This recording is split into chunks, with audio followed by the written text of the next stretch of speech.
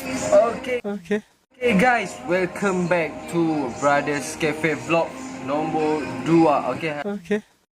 Follow dan like page Brothers Cafe Jawi Nibong Tebal sebab kat mana? Nibong Tebal. Faham eh? Lingkup lah. Dapatkan info-info penuh. Hampa kena stay tune dan juga tengok vlog ni sampai habis, okay?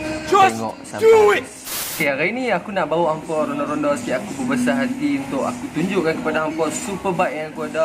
Aku akan bawa hampa pusing-pusing. Hampa stay tune. Jom kita ride dengan superbike aku. Okay? Okay, jadi geng, aku cakap tadi kat hampa aku nak bawa hampa naik superbike. I'll have to ask my accountant about that. Kita belanja sikit superbike. Okay? Jom. Damn!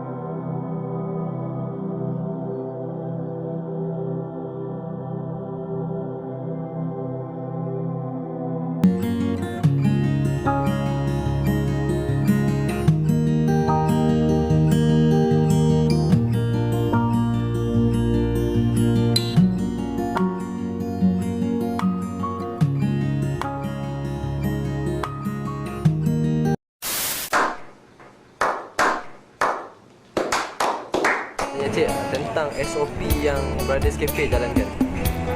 Setakat ni okey lah. Di mana kita boleh mengekang virus COVID-19 sebab kita duduk jarak-jarak. So kalau macam ada seorang yang suspek yang dijangkiti COVID, so kita boleh terhindar lah daripada COVID itu kerana kita duduk berjarak dan berjauhan. Okey guys, itu saja yang aku dapat tunjuk hampa untuk hari ni. Dan hampa jangan lupa follow dan juga like page baru Brothers Cafe Nibong Tebal. Kat mana? Nibong Tebal. Faham eh? Lingkup lah. Okay, jadi guys, stay tune dengan Brothers Cafe. Jumpa lagi for next vlog. Peace.